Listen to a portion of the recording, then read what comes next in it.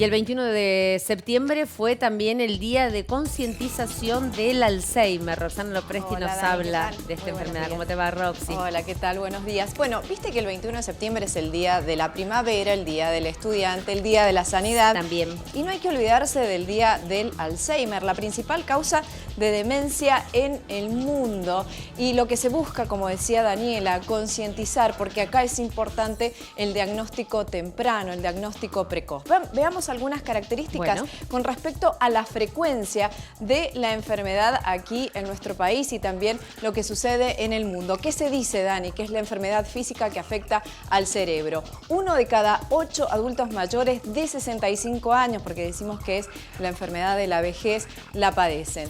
Más de 500.000 personas la sufren aquí en la Argentina. ¿Y qué se dice en el mundo? Se diagnostica un caso cada 3 segundos. Te invito a que escuchemos a Viviana Tirapu, que es neuropsicóloga de la FUESMEN, que nos habla acerca de las características de esta enfermedad. Está dentro de un grupo más amplio de enfermedades que son las demencias. Y las características que tienen en común las distintas demencias es que existe un deterioro justamente cognitivo. Entonces el diagnóstico es complejo, en primer lugar porque tenemos que hacer una discriminación con estos otros tipos de demencia. Lo primero que generalmente vemos afectado en el Alzheimer es la memoria a corto plazo. A medida que va avanzando el desarrollo de la enfermedad, empiezan a verse afectadas otras funciones, como el lenguaje, la percepción, las secuencias motoras. Bien, pero ¿cómo lo percibimos? ¿Cómo comenzamos a conocer los primeros síntomas, Roxy? Lo repasamos, que es muy importante porque apenas aparecen hay que ir inmediatamente al neurólogo. Y existe muchas veces la negación por parte de la familia y también por el mismo paciente, ¿no? Eso que se va olvidando de algunos detalles importantes. La llave, por ejemplo. La llave. Algún hecho que acaba de ocurrir, que acaba de suceder. La memoria cercana, ¿no? Digo, lo anterior sí se acuerdan, pero no lo que ocurrió, por ejemplo, ayer. Bueno, lo que decía aquí la profesional, problemas de la memoria, el lenguaje, atención o razonamiento, problemas de la percepción visual y pérdida de objetos o guardarlo esto en lugares inapropiados, ¿sí? Por ejemplo, lo de la llave que vos decías. Fallas en el sentido común, toma de decisiones, cambios en el humor, esto también es muy importante. Apenas aparecen estos síntomas hay que ir inmediatamente al neurólogo, porque es importante el diagnóstico precoz para tener una mejor calidad de vida del paciente. Y hay más cantidad de casos, mayor diagnóstico. ¿Y esto por qué, Dani? Porque ha aumentado la expectativa de vida. Hay más viejos. Entonces, bueno, hay más posibilidades de padecer este tipo de enfermedades. Tanto el diagnóstico como el tratamiento tiene que ser multidisciplinario. Escuchamos a la profesional. Muchas veces, sobre todo en redes sociales, con el fin quizás de transmitir algo, una idea muy esperanzadora, se habla de ejercicios para no tener Alzheimer o ejercicios para curar el Alzheimer. Y la verdad que no es algo que se puede curar y no es algo que se puede prevenir totalmente. Pero sí hay distintos factores como la estimulación cognitiva, o sea, estar activo cognitivamente, estar activo físicamente, una alimentación sana, que son factores que nosotros llamamos neuroprotectores, como que nos protegen nuestro cerebro de algunas cosas a las que está expuesto.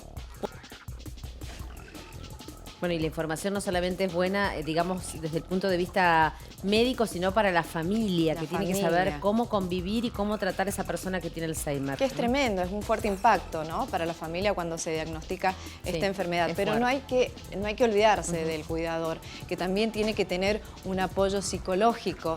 Y lo que decía la doctora, que no tiene que ser uno solo, tienen que ser más de uno. La escuchamos.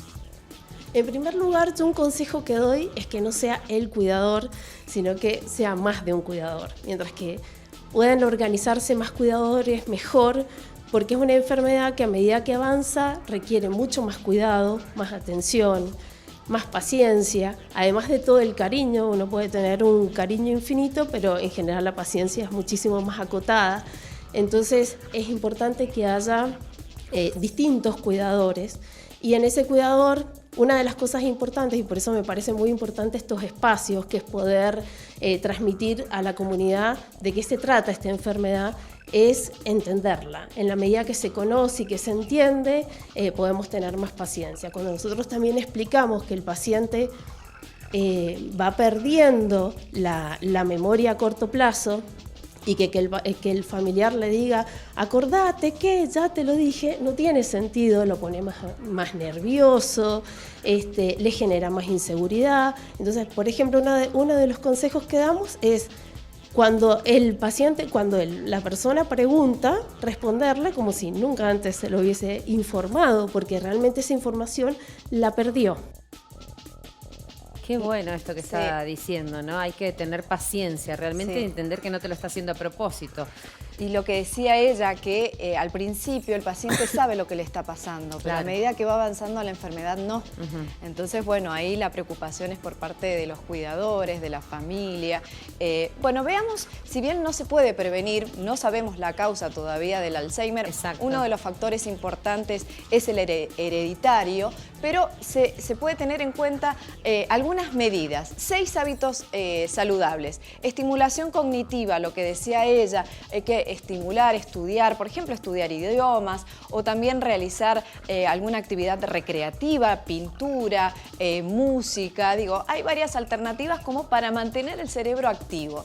Alimentación saludable, lo que decimos siempre, Dani. Control de los factores de riesgo cardiovascular, estamos hablando del colesterol, la hipertensión. Actividad física, la caminata es muy importante para los mayores. Y también, Dani, el baile.